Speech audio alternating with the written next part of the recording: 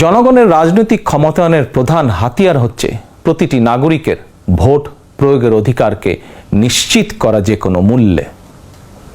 প্রিয় দেশবাসী, ক্ষমতার পরিবর্তন মানেই আমার কাছে শুধু রাষ্ট্র ক্ষমতার হাতবোতল নয়।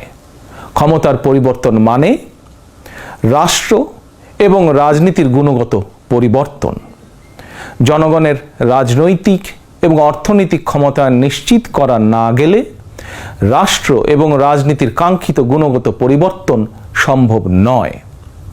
কাঙ্ক্ষিত রাষ্ট্র সংস্কারে জনগণের আকাঙ্ক্ষা নিশ্চিত করতে হলে অবশ্যই গণতান্ত্রিক বিধি ব্যবস্থাকে টেকসই করতে হলে জনগণের ভোটে জনগণের কাছে জবাবদিহিমূলক সরকার প্রতিষ্ঠা করতেই হবে।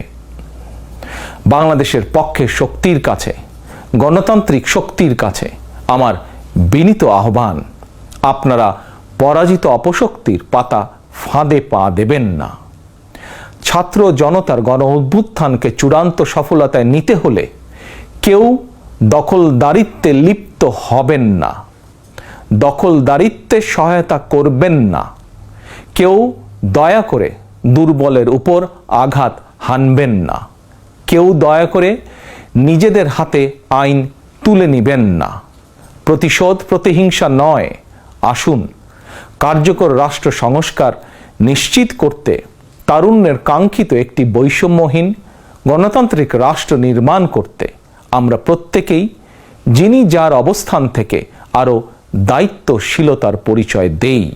এবার আমি সারা দেশে বিএনপি এবং এর অঙ্গ ও সহযোগী সংগঠনের সর্বস্তরের নেতা, কর্মী, সমর্থক, শুভাকাঙ্ক্ষীদের প্রতি আহ্বান জানিয়ে বলতে চাই, রাষ্ট্র সংস্কারের পথ ধরে অন্তর্বর্তীকালীন সরকার যথাসময়ে জাতীয় নির্বাচনের তারিখ ঘোষণা করবে।